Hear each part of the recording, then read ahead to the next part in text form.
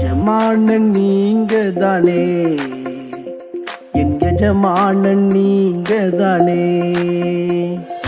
எஜமானன் நீங்க தானே, என் எஜமானன் நீங்க தானே.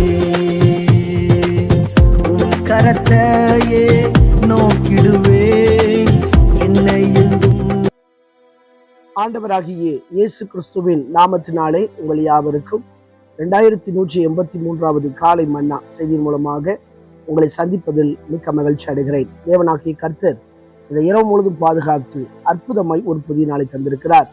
அவருக்கே மகிமை உண்டாகட்டும். இந்த நாளிலும் ரட்சிக்கப்படாத வாலிபர்களுக்காக ஜெபிக்க வேண்டும். ரட்சிக்கப்பட்ட வாலிபர்கள் ஊழியத்துக்கு அர்ப்பணிக்கும்படியாக ஜெபிக்க வேண்டும். வாலிபர்கள் மத்தியில் தேவன் ஒரு எழுப்புதலை கட்டளையிடும்படியாக ஜெபிப்போம். தேவன் பெரிய காரியங்களை செய்வாராக.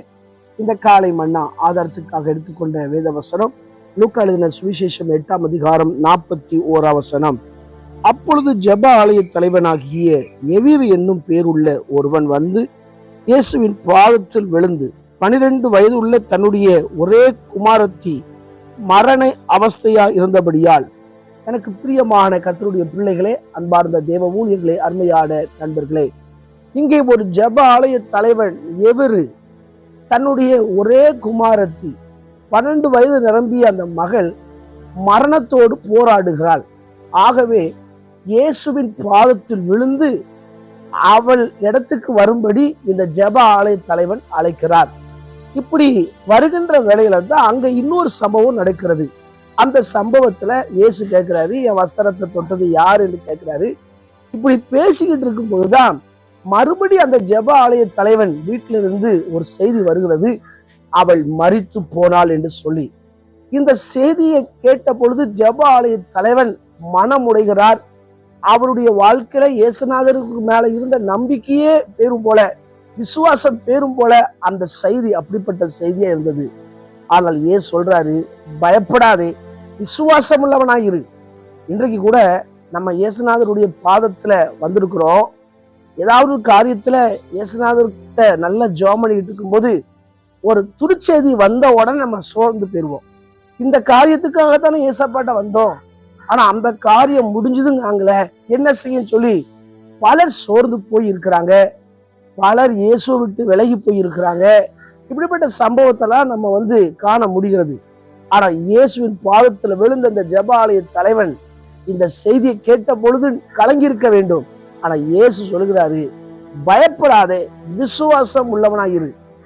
இப்போ அவங்க வீட்டுக்கு போனா எல்லாரும் அழுதுகிட்டு இருக்கிறாங்க, எல்லாரும் துக்கம் கொண்டாடிட்டு இருக்கிறாங்க.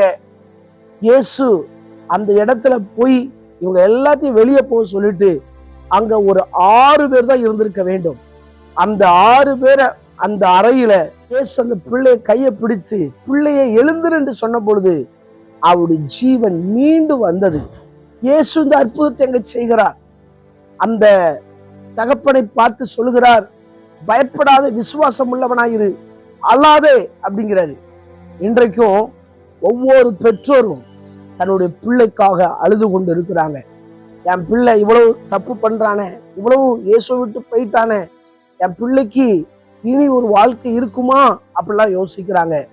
ஆனால் ஒவ்வொரு தாய் தகப்பனும் தன்னுடைய பிள்ளைக்காக இயேசுவின் பாதத்துக்கு வர வேண்டும். ஒருவேளை அவங்க பிள்ளைங்களுடைய லைஃப்ல சில காரியங்கள் ஒரு மாதிரி நடந்திருக்கலாம். அதை குறித்து நீங்கள் அவிசுவாசப்பட வேண்டாம், அதை குறித்து நீங்கள் சோர்ந்து போக வேண்டாம். இயேசு பார்க்கிறார். உங்க பிள்ளைகளுக்காக நீங்க ஜெபிப்பது மிக மிக அவசியம். எப்பேற்பட்ட நிலைமையில இருந்தாலும் சரி, ஆவிக்குரிய ரீதியில மரித்து போயிருந்தாலும் சரி, நீங்கள் இயேசுவின் பாதத்தில் விழுந்து இயேசுவின் வார்த்தைக்கு நம்பிக்கையா இருப்பீர்கள் சொன்னால், அந்த நேரத்துல எந்த விதமான துர்ச்செய்தியோ உங்க மனச கரையும்படி செய்கிற வார்த்தைகள் வந்தாலும் சரி, நீங்க இயேசுவின் மேல நம்பிக்கை இருப்பீர்கள் சொன்னால், நிச்சயமாய் உங்க பிள்ளையுடைய ஆவிக்குரிய வாழ்க்கையை கர்த்தர் உயிர்ப்பிப்பார். எந்த நிலைமையில இருந்தாலும் சரி, ஒரு தகப்பனோ தாயோ இயேசுவின் பாதத்துல விழுந்து விட்டால் இயேசு அற்புதங்களை செய்வார். அப்படி என்றால் இன்றைக்கு ஒவ்வொரு தாய் தகப்பனும் பிள்ளைகளுக்காக ஜெபம் பண்ணுங்க.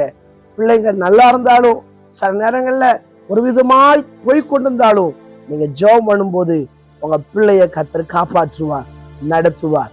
கண்களை மூடி ஜெபிப்போமா? எங்களை நேசிக்கிற சர்வ வல்லமையுள்ள தேவனே, இந்த வேலைக்காய் வருகிறோம். கேட்ட வார்த்தையின்படி ஒவ்வொரு பெற்றோரும் இன்னைக்கு கண்ணீர் விடுறாங்க பிள்ளைகளுக்காக. ஆனால் நீர் அவர்களுக்காக எல்லாவற்றையும் செய்து முடித்திருக்கிறீர். ஒவ்வொரு பெற்றோரும் தன் பிள்ளைகளுக்காக தேவ சமூகத்தில் ஜெபிக்க, எவ்வளவு வார்த்தைகள் வந்தாலும் சரி விசுவாசமா இருக்க, அழாமல் இருக்க கர்த்தர் உதவி செய்வீராக. குறிப்பாக நாளை நடைபெறுகின்ற எல்லா சபைகள் நடைபெறுகின்ற ஆராதனைகளை கர்த்தர் ஆசீர்வதிங்க. பரிசுத்தவான்களை கர்த்தர் பயன்படுத்துங்க. எல்லா விசுவாச மக்களும் புதிய மக்களும் சபைக்கு வரட்டு ஜெபிக்கிறேன். தொடர்ந்து பிறந்த நாள் திருமண நாளை நினைவு கூறுகிற ஒவ்வொருவரையும் கர்த்தர் ஆசீர்வதிங்க. அவங்க வாழ்க்கையில திறந்த வாசலை வைத்திருக்கிறபடியா ஸ்தோத்திரம். அந்த வாசல் வழியை பிரவேசிக்க, ஆசீர்வாதங்களை பெற்றுக்கொள்ள, ஆண்டவர் எவ்வளவு தடைகள் வந்தாலும் ஆண்டவர் வைத்திருக்கிற ஆசீர்வாதத்துல பங்கடைய கர்த்தர் கிருபை பாராட்டுவீராக. இயேசுவின் மூலம் ஜெபிக்கிறோம் ஜீவனும் நல்ல பிதாவே, ஆமென். ஆண்டு சுத்தமானால் மீண்டும் நாளை ஆராதனை செய்து வழியை சந்திக்கிறேன். அதுவரை தேவ கிருபை தாங்குவதாக. மாரநாதா, இயேசு வருகிறார். ஆயத்தமாகவும் மனிதர்கள் ஆயத்தப்படுத்துவோம். ஆமென். அல்லேலூயா. Praise the Lord.